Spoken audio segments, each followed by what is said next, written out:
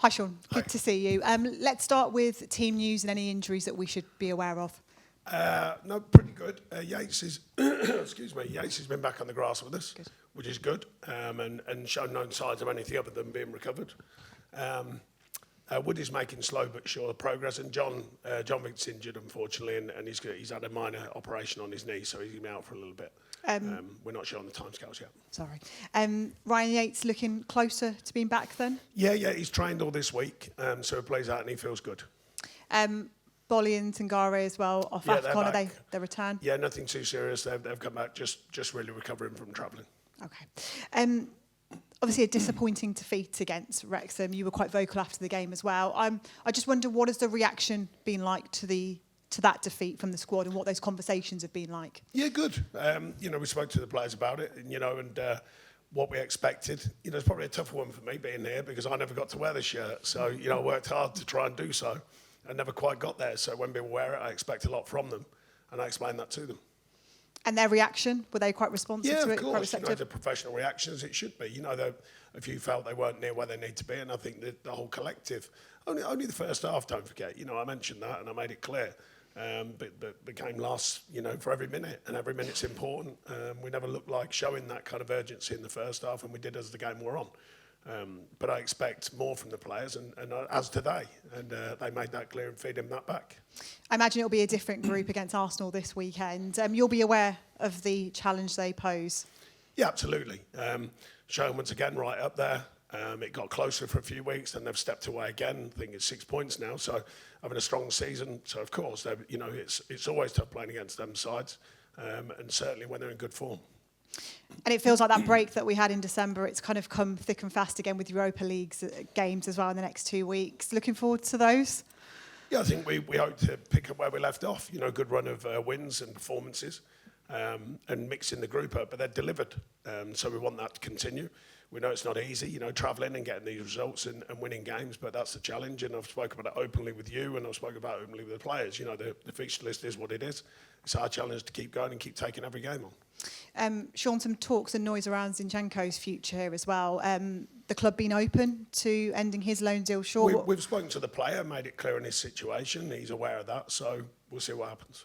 And any chance of him staying, or would he be looking to go? As I said, we'll see what happens. But we're very open with him. He's a thorough professional, and he has been, and I'm sure he will be going forwards no matter what.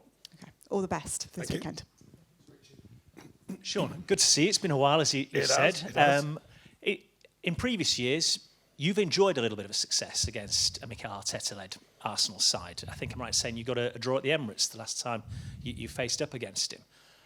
They're a good side. The table suggests as much. What is the bare minimum a team must produce if you're going to get something out of Arsenal? You've got to work hard, that's for sure. But that should be a prerequisite, as we just discussed. It wasn't against Wrexham, but generally it has been. So I think you've got to do that. You've got to do all the basics well. Your shape's got to be good.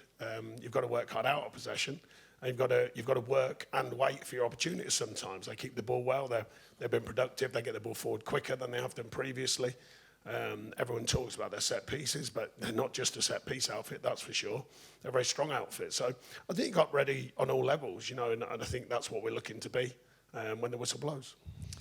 I know you don't like this phrase, but given the position of the club and the fixtures coming up, is this a free hit? 'Cause nobody outside this club really expects much from Forest. No, it's not that I don't like it. I understand why, stats and facts and all that sort of stuff. It's just that, over the years, I've learned from my groups that I work with. At Burnley, the players there many years ago didn't used to like that saying. It's like, well, why can't we take these teams on, in the Premier League for a reason? So that's why it's something that I've pushed aside. It's like, well, we've shown this season, up at Anfield, that you can take on these teams. You have to play well, don't get me wrong. Sometimes you have to have a quiet day as well. But you've got to play well. So I don't think it's something I've ever shied away from or used as a barrier. I just think it's somewhere parked a long time ago. And deciding, no, you're right, we should be an outfit who can compete against anyone in the division. That's what we want to be. That's what we want to grow into.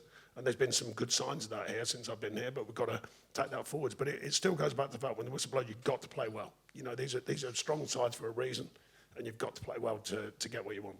And just finally from me, given the win that you got at West Ham, the nature of it, followed up with the cup performance last week, Do you feel you know more about this group of players now than you did 2 weeks ago? Yeah, I mean, when you come into a club as a new manager, often we speak about the big brother cameras being on and then they turn off slowly but surely. And maybe there's just a balance there. There's just a cooling off period, where I've expected a lot of the players, we've demanded a lot of them, and, I've had a couple of collective down days, and that's always a head scratcher as a manager, but it can happen. But generally, I think the workload of the players and what they've delivered has been really good. I assured them of that.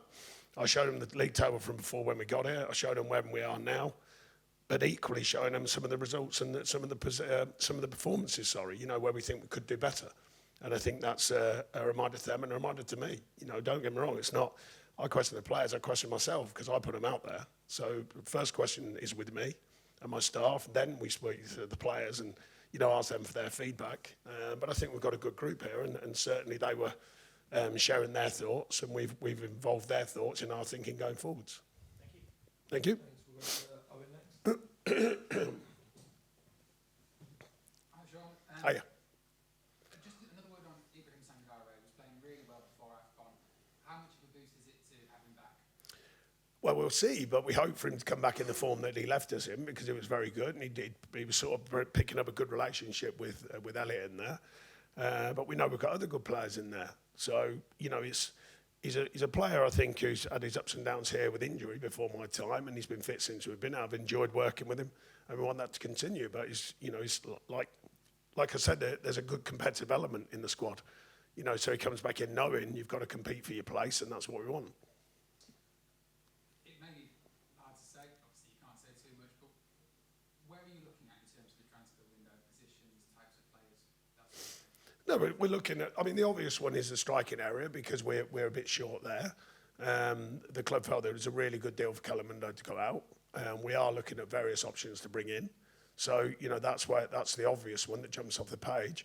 But you've got to be ready for the shift in sands, as I call it, of the market. And it's an unusual market or slightly different market in the January window than it is in the summer. So we've got to be proactive where we can be and reactive if things change. So I think the club are well aware of that, but a good meeting from the owner all the way through the structure about what we think we've got, what we think we need. And it's aligning the right people, but then, of course, getting the deals done. That's often the hardest part, the actual process of getting the final deal done and getting the players here. How much comfort can you take from that 7-point gap between you and the bottom three sides now? Yeah, it's not really about comfort. It's about pushing for more, and we've changed around a pretty harsh position when we got here of 2 points inside of the relegation zone. We're 7 points out of it. So that's clear signs of a change. But, we want more. It's not just about keep looking over your shoulder, which, don't get me wrong, you've got to be realistic from where the club were to where it is now. But you've got to want more, and I spoke to the players about that mentality to want more, the drive to want more. And we'd been a bit up and down with that. And I said, we've got to make that a more consistent value within amongst what we do. No matter what the team is, no matter who's going out there, we're pushing and pushing and pushing all the time until it just becomes part of our mentality.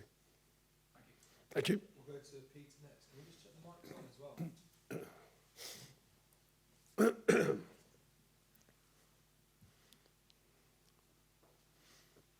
Thought you meant mine then.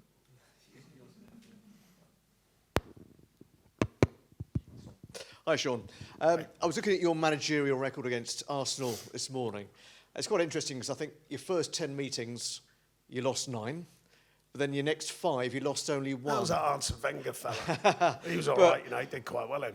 Was there a eureka moment where you suddenly realised you're going to play Arsenal? No, it's not that easy. It's not about manager to manager sometimes. It's about performances. You look at the players, they've put a lot of money into that side, and look at players they've got.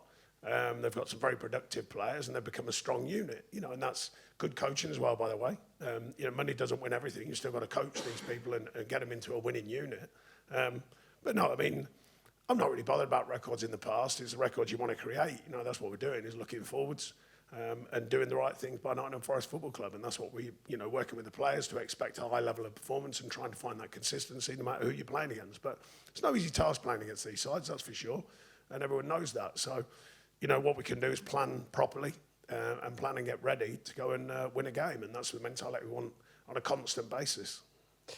We were just talking there about the 7-point gap that's now emerged between you and West Ham. The fact you've got that slight buffer, does it change your approach to the Europa League at all? No. I've spoken openly. The Premier League remains a real strong point and a stronghold of the club. They waited a long, long time to get back in there. and one good season in 34 years, and one really good season last season, which was fantastic. You know, but there's more to come from that side of things to make that a more regular occurrence when the club can fight at the top end of the market. It takes time to do so. But the Europa League, quite obviously, because of the weight, equally the weight to be in Europe is still definitely something we want to challenge in. I mean, make no mistake about that. But the Premier League is still a vital component in the club's recent history and the club moving forward as well.